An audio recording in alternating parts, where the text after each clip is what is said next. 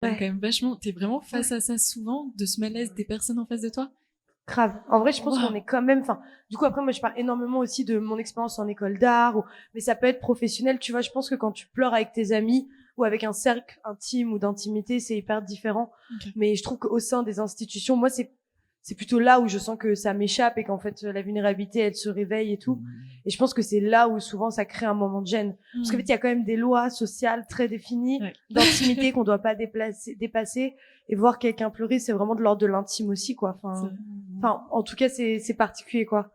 C'est les féministes qui nous disent que l'intime est politique, et évidemment, enfin, c'est des structures enfin, tu vois, juste, je parle de, peut-être aussi, ça c'est intéressant, je me dis, tu vois, un jour, j'ai suivi une conférence à propos de Anne Sylvestre, qui est une chanteuse, vous voyez qui c'est, qui nous fait pleurer toutes à chaque fois.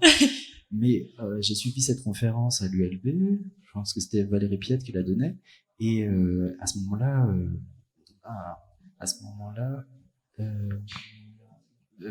Anne Sylvestre était encore vivante et elle allait faire un concert à Bruxelles, en fait, c'était il y a quelques années. Ouais.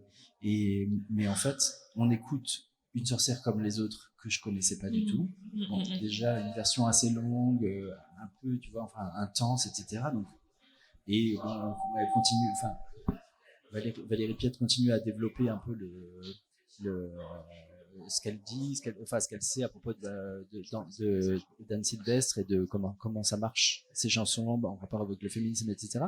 Et puis juste après ça, juste après donc Une sorcière comme les autres, elle passe une chanson, et c'est la première fois de ma vie, hein, moi qui mon prénom d'assignation c'est Xavier, c'est la première fois de ma vie que j'entends une chanson qui porte mon nom. Et en fait, il y a une chanson d'Anne Sylvestre qui porte mon nom. Et alors, en fait, l'histoire, c'est un petit garçon qui s'appelle Xavier qui veut faire tout comme sa maman, et parce que sa maman, elle a un petit enfant, enfin, elle a son petit frère, et donc Xavier veut faire comme sa maman, il veut aller coucher son ourson, le border, etc. Et en fait, bah, les parents, les amis disent oh oui, mais ce garçon il est pas tellement masculin, il va falloir peut-être lui donner une voiture, hein, ou enfin tu vois. Et donc la maman sait pas, bon bah elle retire l'ours et puis elle lui donne une voiture. Et en fait, ben Xavier, qu'est-ce qu'il fait? Ben il prend la voiture, il la couche dans son lit, il l'aborde, tu vois quoi en fait. Et en fait, je me suis senti tellement proche de cette chanson, de ça, tu vois, comme si quelqu'un s'adressait à moi, à mon moi petit, que je me suis mis à pleurer, mais je pleurais en sanglots de manière, enfin tu vois, vraiment hyper entendu, quoi, enfin tu vois quoi. Donc c'est une assez petite salle et je pense que tout le monde m'a entendu, mais c'était vraiment genre tu vois, et j'ai dû sortir parce que c'était effectivement, c'était peut-être un peu trop, je sais pas, j'étais pas gêné, mais je voulais pas que tout le monde soit, mais j'ai dû sortir pour pouvoir terminer enfin la cascade, quoi, et pour après revenir et écouter. Et je pense que tu vois, à ce moment-là, donc les émotions dans un rapport de savoir ou d'apprentissage de savoir, je pense que effectivement elles sont là, c'est celles qui construisent en fait les savoirs qui vont après s'ancrer en nous, et c'est avec ceux-là qu'on va travailler, avec ceux-là même, tu vois, enfin je veux dire, en lisant des livres, des fois on peut aussi avoir des sortes d'épiphanies comme ça où tout d'un coup on est transporté, on est ailleurs, etc. Je pense que c'est ça aussi les émotions en fait. Les émotions, c'est la vérité, ou c'est la vraisemblance, c'est la création, quoi. Enfin, c'est l'expérimentation, en tout cas, des savoirs, quoi, en fait, en eux-mêmes, quoi, en fait. Carrément. Mais, pour rebondir sur ce que tu viens de dire à l'instant de c'est la vérité, je sais que moi justement j'avais du mal à légitimer mes émotions en me disant bah c'est mes émotions, peut-être que là je capte mal, peut-être que là en fait là il y a un bric-à-brac qui est pas forcément vrai. Et justement, genre, Anne Sylvestre, c'est un peu drôle que t'en parles. Enfin, ça a suivi vraiment tous mes sommeils d'enfance. Et j'ai retrouvé son vinyle dans une fripe de Bruxelles. Et je me suis retrouvée face à ce vinyle et j'ai pleuré. Mais j'ai pleuré, mais toutes les larmes de mon corps, entre les bacs à vinyle, avec ce CD d'Anne Sylvestre. Et j'étais là en mode, mais j'ai même pas de lecteur vinyle, mais je l'ai pris, en fait. Et j'étais face à ça et je pleurais dans la rue avec mon vinyle sous le bras. Et en fait, juste, je me souviens d'une conférence où Anne Sylvestre prenait la parole et exprimait ce truc de la tristesse enfantine, de la mélancolie enfantine, et combien bah il fallait en prendre soin et combien elle était vraie parce qu'elle était là, et combien les émotions qu'on a, les sentiments qu'on ressent, en fait, ils existent, ils sont là, donc tu peux leur faire confiance, enfin, dans le sens où ils transpirent à travers toi, et c'est parce que il y a des raisons, et c'est parce que tu les ressens, et ils existent. Et juste de se dire, ok, là, j'ai une émotion, elle est vraie parce qu'elle existe, bah, juste, je me suis mis à légitimer absolument toutes mes émotions, même les mauvaises, et à les comprendre, et à du coup pouvoir les prendre dans mes bras, et être là en mode, ok, en fait, je peux tout chérir, mais vraiment, et soigner ce que j'ai envie de soigner, et pas soigner ce que j'ai pas envie de soigner, parce que j'ai envie aussi d'avoir des émotions de merde des fois, et c'est agréable aussi d'exploser, et d'être en colère, ou d'exploser de tristesse, d'exploser de sanglots, comme Maureen parfois, et genre, c'est trop bien, enfin, vraiment, c'est génial. En plus, je pense qu'on a, enfin, juste moi aussi, la VO de mon film l'année dernière, c'était Les gens qui doutent d'Anne Sylvestre. Je pense qu'elle est un peu avec tout le monde, parce qu'elle est vraiment trop forte. Mais parce que là, on parlait en plus, enfin beaucoup. Enfin moi, je parlais de mon rapport aux pleurs, et souvent c'est du coup avec une culpabilité, bref. C'est pas forcément des émotions positives, mais je pense qu'il y a aussi la question des émotions positives et de des fois comment on peut être même expansif dans la joie. Enfin, tu vois, genre je pense que c'est facile de parler. Tu vois, même quand tu nous parles de ton expérience, cette conférence.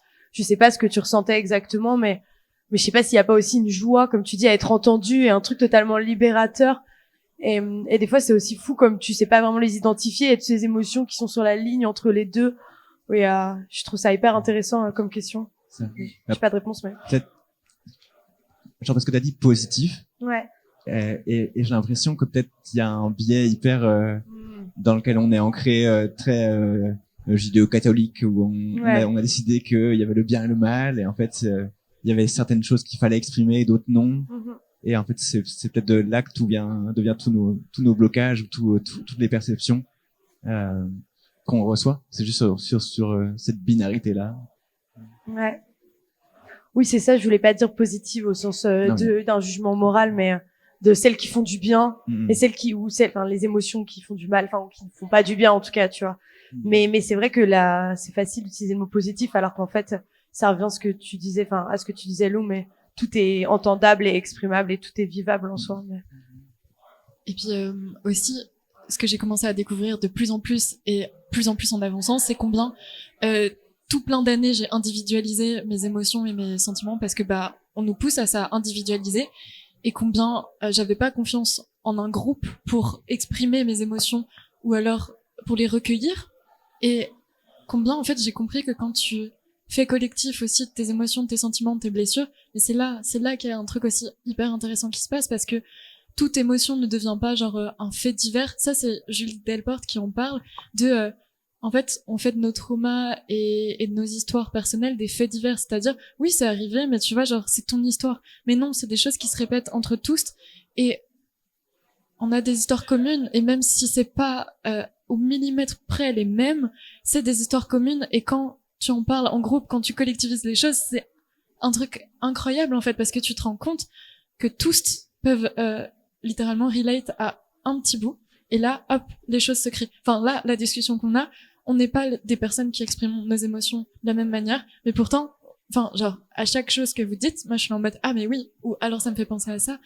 Et juste se sentir faire corps avec ses émotions, avec d'autres personnes, je me suis laissée baigner dans cette tendresse et dans cette confiance-là, et je me dis, mais waouh, en fait, quel bonheur de découvrir ça aussi, et quelle confiance, et enfin, ça me ferait pleurer, enfin, vraiment, j'ai des gros chagrins comme ça exprimés à plusieurs, où on se regarde, on a juste du chagrin, on sait qu'il y a des choses qui viennent de même chagrin, et c'est incroyable, tu te sens plus seul, et en fait, à ce moment-là, tu vois, tu parlais de ton enfant, en vrai, tu parlais un peu de ton enfant qui a été entendu à ce moment-là de cette conférence, et en fait dans ces moments où tu te regardes avec des personnes et t'exprimes ce genre de choses, moi je sais que l'enfant à l'intérieur est là en mode qui crie, et qui est là en mode waouh, ok, là t'arrives à les exprimer avec des personnes et tu te sens plus seul, genre je ne me sens plus seul et je n'ai plus peur, et c'est incroyable. Ouais. il nous reste du temps. Alors, je fais une transition sur le cri parce que c'est très bien. Alors, attends, juste 2 minutes. Alors, c'est Mais juste pour reprendre sur le.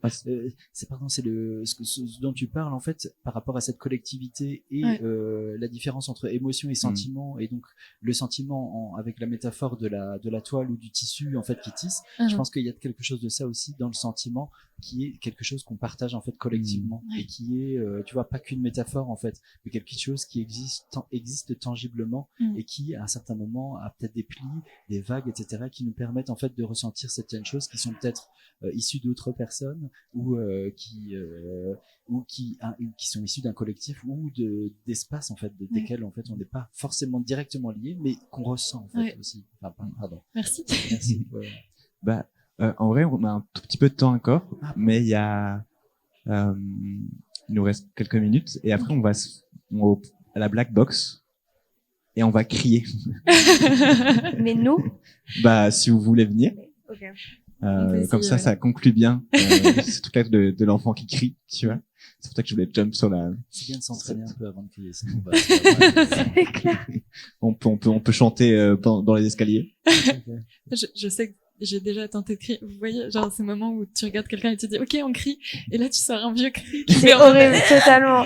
Non, j'ai pas fait ça pour ça, c'était horrible. Ouf. Et t'as envie de lâcher un gros cri de lion et de féroce, mais tu lâches ton cri de petite souris qui est en mode Vous aviez pas entendu ça aussi? C'est Yoko Ono, ce qu'on veut de Yoko Ono, mais qui réagissait par rapport à l'élection de Trump. Et en fait, son cri, c'était vraiment, sa réaction, c'était vraiment un cri genre, ça pendant un certain nombre de secondes, minutes, tu vois, quoi. Et c'est genre, absolument nécessaire. C'est génial. Ça me fait penser. Oh, pardon, vas-y. Non, vas-y. En vrai, c'est nul, c'est pas incroyable comme référence, mais ça me fait penser dans une scène il y a une scène dans Midsommar où et en fait, ce moment où elle pleurent tout ensemble. Et en fait, je me suis dit, c'est vraiment une des scènes qui m'a le plus marqué de ce film.